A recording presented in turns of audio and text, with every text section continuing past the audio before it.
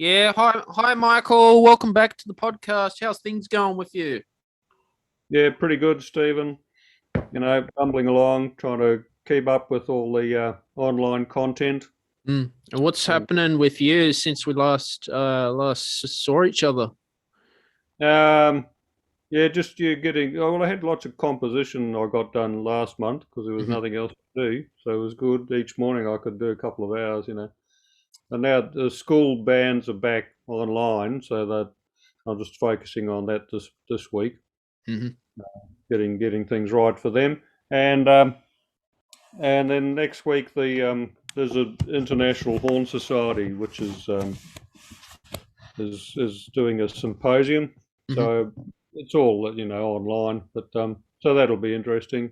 See what's on there, and I've got a new piece that's being presented. Well, Hmm. it's up online there for them. So yeah, so You there's a know, few. Sydney's back in a second lockdown as well. It's Yeah, crazy. yeah, it's huge.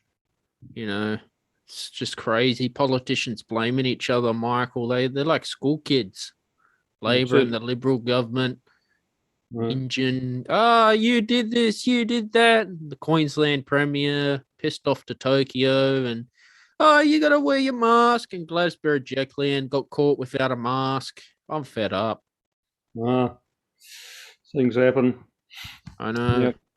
Uh, It's just been chaos. Yeah, it's really tricky getting things done, but then if there's a bit of work, then it's at home, which Mm, means you don't have to travel.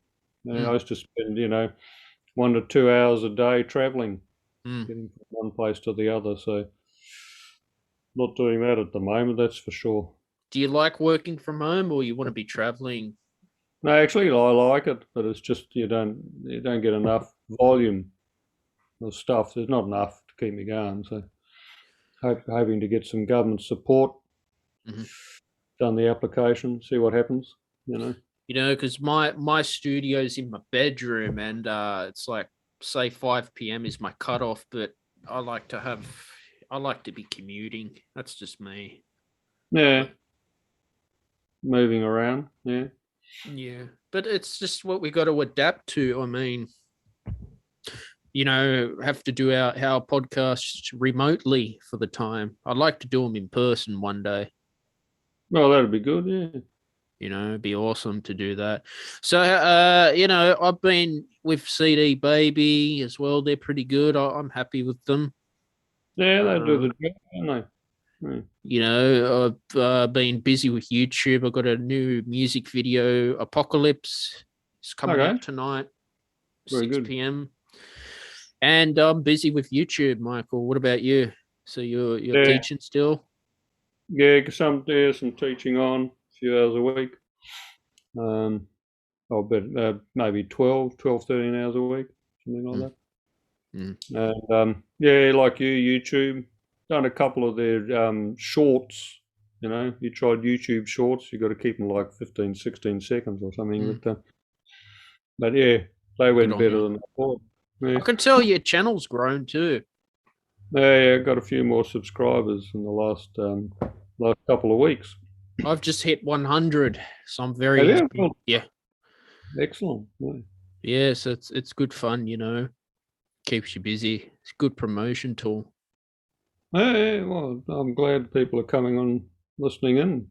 It's good. Uh, What about Web Talk? You been active on Web Talk, Michael? I don't know. Keep using it because it'd be good to promote your music. I'm using it now a lot. Okay. Yeah, yeah. You Yeah, know, good. Mm. Facebook and Instagram's just too competitive for a small Oh, channel. okay. Yeah. Yeah, I've been very, very inactive on Facebook recently, and Mm. Instagram. I got an account, but I never use it. Yeah, I'm fed up with them, Michael.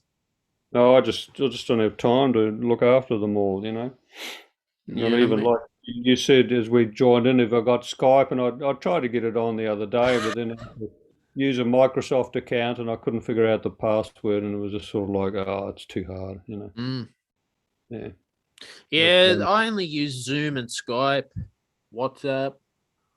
mm, I don't use Google Hangouts, but I'm Yeah, happy with Zoom. I've got lots of students who do Google Classroom, so it's just easier to Mhm. do some of them on there, you know. But there's plenty around, and there's some programs where you like get 20 different messages services all on the one program. But yeah, again, I had to log in with Microsoft and it didn't work. I don't know why. Mm. Well, can I spend another hour doing it? I don't know. Maybe next week. Mm. See So how it goes. what's you've been reading anything lately? Um, oh no, I'd like to say I was, but no, I haven't. No, can't say I have. You No. practicing your French horn? Yeah, I've been doing lots of that because I got a recital. There's a new crowd in the States called the Microtonal University. Hmm. So I'm doing a presentation for them. It's not till November, but the piece I'm playing so hard, I've been practicing it for a year. So yeah, I'm looking forward to actually playing it, you know, in front of people. It's for horn and now it's for horn and trombone now, so it's Mm. going to be good. We'll probably start rehearsing, over Zoom. But the two parts are in the polyrhythmic and the polytempic, so you don't have to play at the same time as each other. So we can Mm. just sort of get the feel of what it's going to sound like and how to. There's a couple of places we need to coordinate a little bit, like who's taking a rest and what time, and my rest is 4 minutes, so he doesn't. It's important he doesn't rest at 4 minutes. He rests at 5 minutes. That sort of thing. It's not the Mm. same performing on Zoom, Michael. I think the Utah Symphony did a performance on Zoom, but it's just not the same. Oh no, can't be. No. It's just a little weird. Yeah, that's right. Yeah, but You got to be in a room. It's like the premiere last year when she took out the woodwinds from the schools because she thought, oh, the kids were going to spread coronavirus through their instruments. well, that was the advice she was given. Yeah, there was a lot of when the virus first came through. There was a lot of worry about singers and flute players, especially, and so yeah, yeah, That sucked. yeah, it was sad.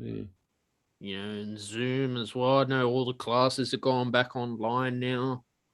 that's right. It's chaos. Well, yeah, people are just trying to make do, aren't we? You know. With, Yeah, you still meditating? yeah, it's been good these last few weeks because again, there's time, so I can just before 10 o'clock, just do a half hour or quarter of an hour, whatever. Have you done the Dr. Joe Dispenza breaking the habit of being yourself meditation? No, I haven't. No. That's a good meditation. That one? No. I like doing Tibetan bowls and shamanic drumming. Mm-hmm. That's what I like, sound therapy. Yeah, yeah, the bowls are great. Yeah. Have you looked at tarot cards? No, not for a long time, but I was never good at them. But I've seen a few decks, but I don't know how to sort of get that sort of connection. No, they weren't for me, Michael. Mm-hmm. I just end up feeling nauseous, sick. Not Well, for me. no, well, you just use what makes you feel good inside. And the meditation's got to make you feel better about yourself. Exactly. Over time anyway. Occasionally things get stirred up, but that's part of it. You just got to watch it and not get too caught up in it. It's a Yeah, good journey. it is a Mm. good journey. It's good for your mental health too. Yeah, yeah, yeah. Makes us feel more stable. Because I've used an insight timer. That's my app, and I'm really thankful for it because they give talks on dealing with the coronavirus pandemic. Hmm. Meditation teaches overcoming fear, anxiety, depression. I'm someone who suffers from mild depression, and it's really helped a lot. Oh, that's great. Been on it Yeah, since yeah, I know. Yeah. 2018. All right. Yeah. Have you got Insight Timer? I do have the app. Yeah, I haven't used it for a while. But yeah. Teachers are live streaming on it, No, I imagine. Yeah. and Well, you, there's a lot of good features there. Mm. I paid about $48 for the year, and I get courses.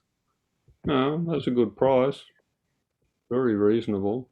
I try to donate to them as well when I'm Right. happy. Yeah, yeah, It's the yeah. only app that has community. Right. No, it's good like that, isn't it? It's really good. You know. But French horn wise, so how's your practice going? You still practicing or you Yeah, I'm getting a lot done. Yeah. So, yeah, and just I need to play stuff for students, and I record things for students and put it together, and then I've got a piece I want to record in the next few months, but I have to work out that each chord needs to. So I need like there's 7 note chords, and you can record each one on a different track. But I need to work out how to bring each of those 7 notes into one track because each chord is going to be panned in a different place in the stereophonic spectrum. So I need to figure out how to do that. I know it's possible, but because the program at the moment I've got the sort of cheap version of Cubase, so I've only got access to 48 tracks or something. So I'd need to spend a few $100 in order to get the upgrade. In which case you can have unlimited tracks. In which case it wouldn't matter whether I just got so many, but yeah, but I believe it's possible. You can once you've recorded a whole bunch of different tracks, you can bring them all into one. yeah. You know, Dorico's come out with their iPad version now. Yeah, I saw that. I don't have an iPad that can I deal prefer with it on the that laptop. question. Oh well, I mean, yeah. Well, the iPad one's it's like their education one, isn't it? Yeah. The free one they have. It's just sort of like help you out when you're stuck floating around with your pad and you don't have your computer with you. But yeah, I don't particularly need to use it, and I don't have a working iPad, so Nah, stick with what you got, Michael. yeah, yeah. Well, it works, and so I don't know if the iPad version would do the microtones, so you know. I just composed it for what I want to compose it for, and that's it. You know, like some of my film scores on YouTube, I was just writing it for two guitars or adding a lot of classical guitar. Because not a lot of composers wanted to write classical guitar in orchestra for some reason. I never understood why. Well, because you've always got you got to get an amplifier in there.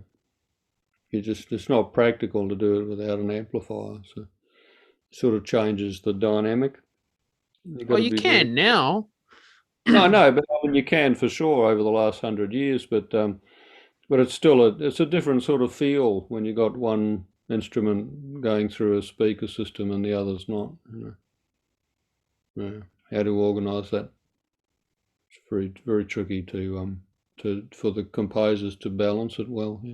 Oh, if you get good players, they can understand it. Like I actually play in my ensemble classes at AIM. I played with some classical guitarists, and they always had to play actually louder because when they're doing duets with woodwind players too, because Oh, yeah. some of them Hmm. get the habit of playing too soft. Yeah, well, that's right. It's not. I mean, it's not. Yeah, yeah, I think it just has to be well written for the duet so that it can function well, so that you get a good balance. Yeah. Mm. But Yeah. yeah, I know a colleague in the UK. He's done a bunch of classical ukulele microtonal things recently. Nice. Yeah, Also composed a track for I think it was flute and two steel string guitars, like two acoustic guitars. right. Sounds nice. Yeah. Always liked having, classical guitar in an orchestra. You can even have two at the same time. Well, that's true. Yeah. It's good fun. Yeah. Hmm. Yeah. And what have you been listening to any music lately or you're just practicing? Oh no, I've got try to put, organise some playlists, and so that, for my own, listening pleasure, and then of course all the whichever one you're listening to then finds a bunch of others that are somewhat similar, but take you in places you're not quite expecting. So I was subscribed to Tidal as well, just find out what they're about. They claim to have better sound quality. Oh, they all do, Michael. Like Apple came out with their lossless audio and spatial audio on their app, so you had to update your iPhone. And I tried it, and I was like, they tried to get, I think, some of the mono recordings. I think it was 190. A WAV file was 44.1 kilohertz. They wanted it to bring it to 192 kilohertz. But apparently you need AirPods for that. And that's just a marketing thing. Yeah. No, you got to have the right gear to listen with. Yeah. Like, I mean, so either you listen with good quality headphones, or you need a nice speaker system to line it up through. But the good quality is not designed for phone. There's no point in having good quality on phone. But like, even listening through this sounds fine. Yeah, no, they're pretty good. Yeah, I got one like that. Bluetooth. No, but it's just marketing, Michael. But I mean, I think in some circumstances you can get better quality, but I mean, most of them they're going to bring it down to sort of MP3 quality, and a few of them will broadcast at WAV quality, and then you get a nicer sound. I've started uploading my tracks in WAV quality, because when I started, I was putting them at MP3, and I noticed the WAV sounds better. Well, there you go. There it is. Yeah. So that you just learn all this stuff in the beginning. Oh yeah, well, it's a big curve, figuring it all out. What's good for what platform and who wants what. Even getting the cover in the right format. Sometimes take 2 or 3 goes before you get rejected a few times. Think, and then you go back and read the thing really carefully and I found CD Baby were I'd say picky about one of my covers, Broken Heart, because I had Broken Heart single on the, what a single is. They didn't like that because they thought you were promoting relationships, so they made me take it out. See all those little things. It's just annoying. Yeah. Well, they've got their own protocols, so we do what we have to. But sometimes changing the artwork is good. Yeah, I think it can make a difference to what people see straight up. It's like when you're on email or LinkedIn or somewhere, and somebody doesn't have a photo up. You think, oh, really? Should I actually connect with this person who can't get a photo up? So do you have your French horn at the moment, Michael? Yeah. Do you want to show us some microtonal scales if you can? Oh, well, yeah.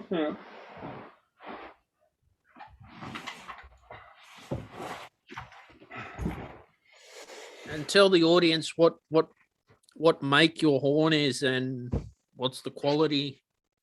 Oh, the quality is fabulous. Yeah. It's not just marketing. It's one of the best horns around. It's an Engelbert Schmidt. It's a German horn. How much you pay for that? Well, I bought this about the year 2000. So. Wow, that's a long time. And for a while, I'd sold it to a student and tried a different type of horn. And then she wasn't using it, so she mentioned she might sell it. I said, oh, well, maybe I'll get it back, So I did, and I was really pleased. It's called a triple horn. Yeah. We've got 3 lots of valve slides. Wow. 1, 3. So the normal horn is a double. So just gives some options, but Well, let's not get too involved today, but I just put a little short up online and a 90-second version just to like three microtones. So they're all technically a B flat on the horn. Mhm.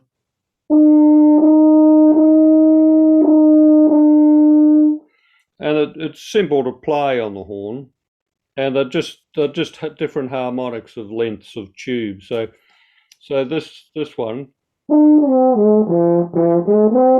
that's the seventh harmonic Mhm. of the F horn, and this one, it's the eighth harmonic with the first vowel. So that's an E flat horn basically. Mhm. And then you play the ninth harmonic of a D flat horn, and that's a little bit higher still. So they're just small little things you can do just in the middle of the range. That's the beaut thing about it. You can get the micro, you don't have to go too high in the range. But I mean, the harmonics will give you microtones as soon as you start going up. Now, this is the seventh harmonic, you know.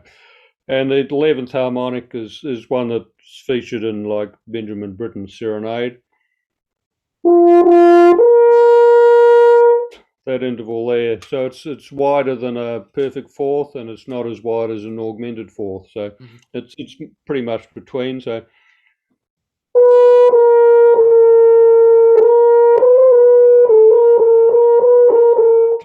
it's almost a quarter. It's pretty much a quarter tone, really.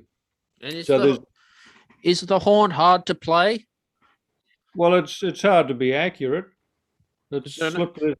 The harmonics are closer. You pick up the horn and you get the wrong harmonic easily. You know. 'cause I noticed you weren't pushing any valve and you were just moving it with your embouchure. Is that correct? Different Yeah, well, notes. there's sort of 20 notes on each tube length you can play without changing. You know, so the horn and F, which is your sort of standard length horn, Mhm.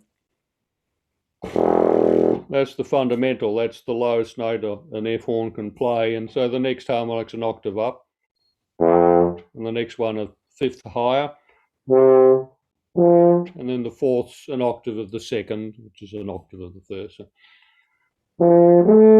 there's the fifth harmonic, Mhm. and up to the eighth. And then as you go into the next octave, they start coming thick and fast.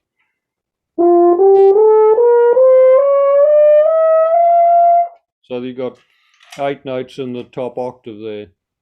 And if you Wow. go higher, which you can, if you get if you start using the longer tube, like which is a horn and say a horn in C, using these,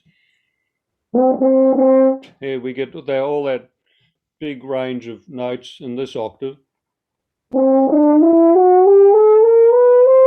And as you go here, you get semitones and then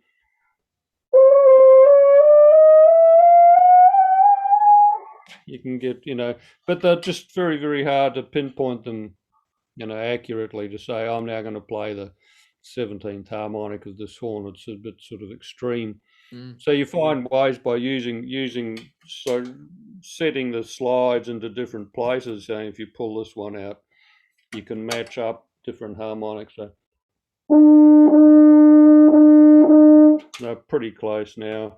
Just going to fall out if I go any further. But you can then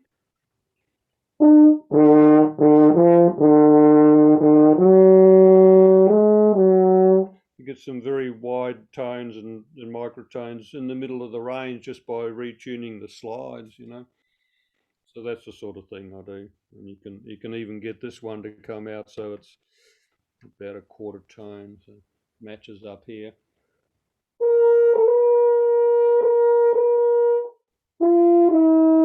So instead of that being a semitone, this valve's supposed to go a semitone, but I've now tuned it so it's a three-quarter tone.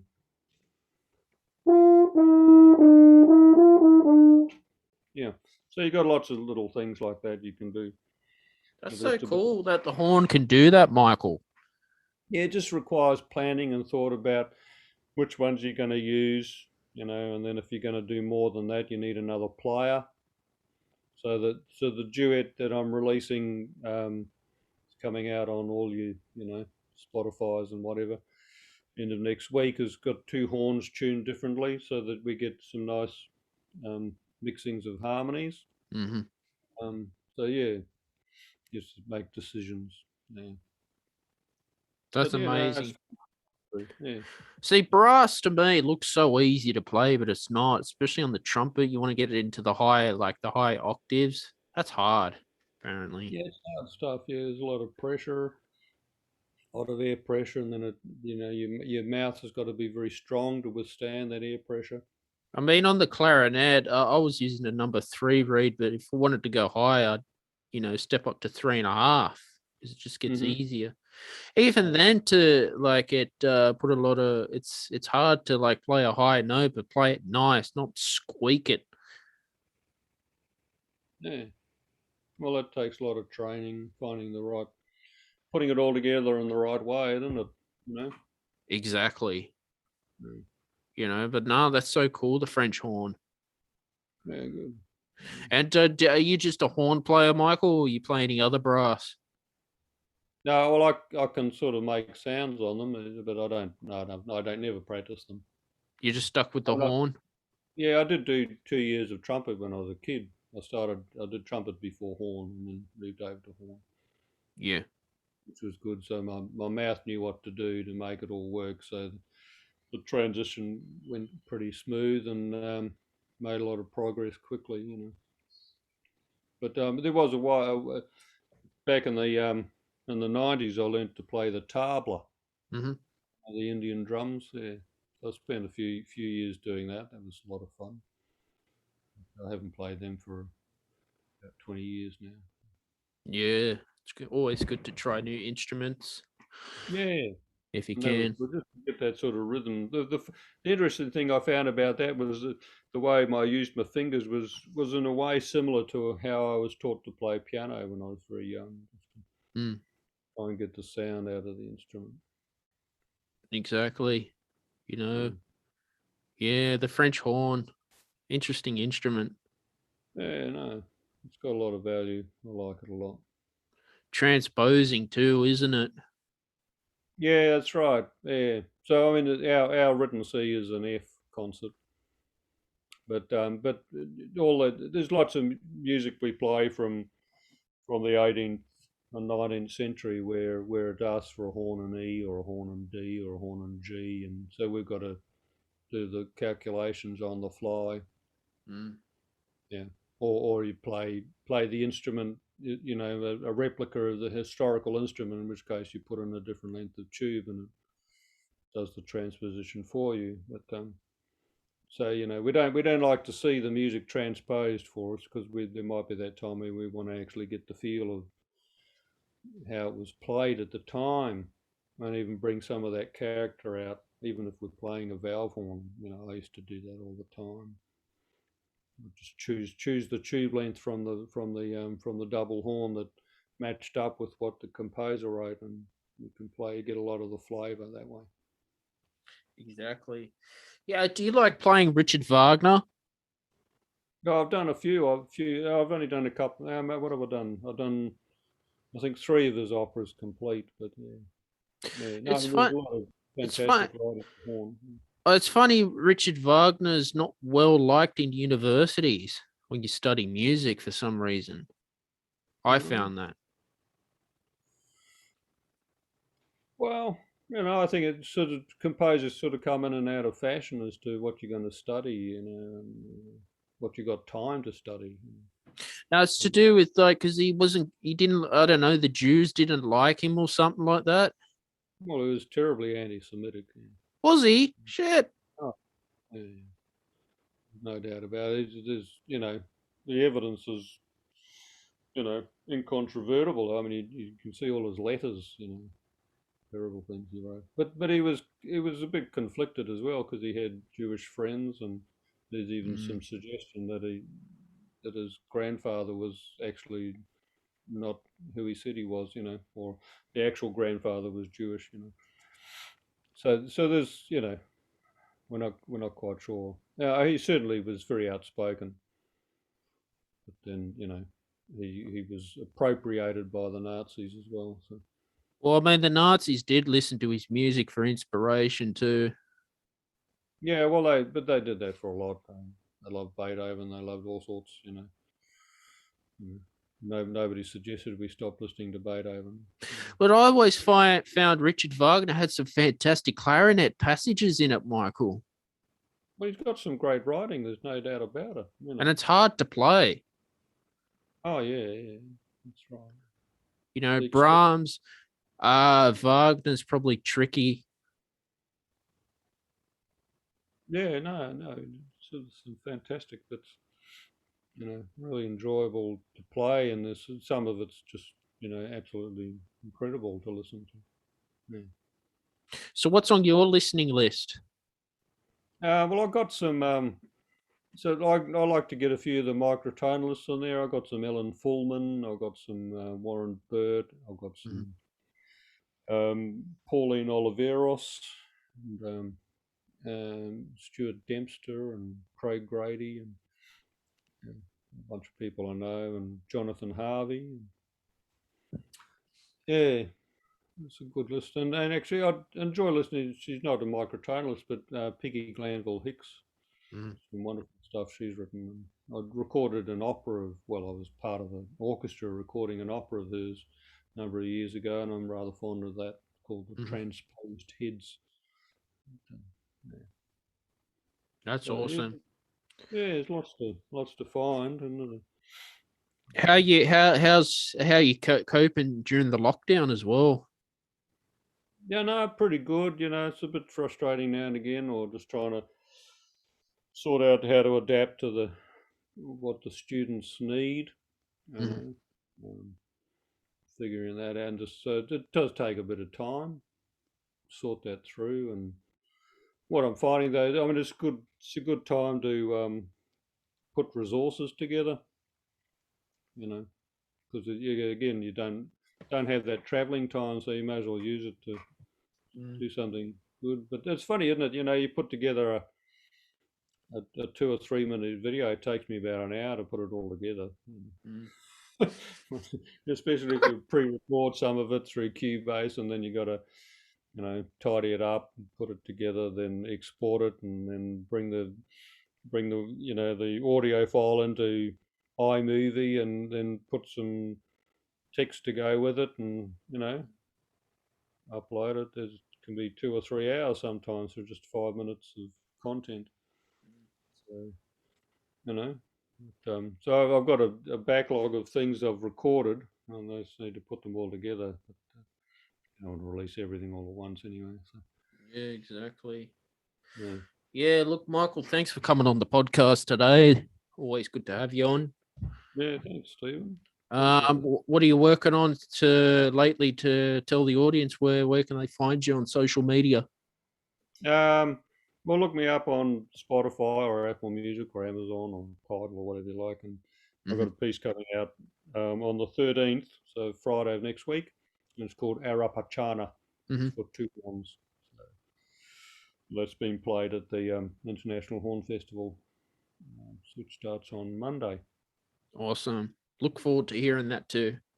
All right.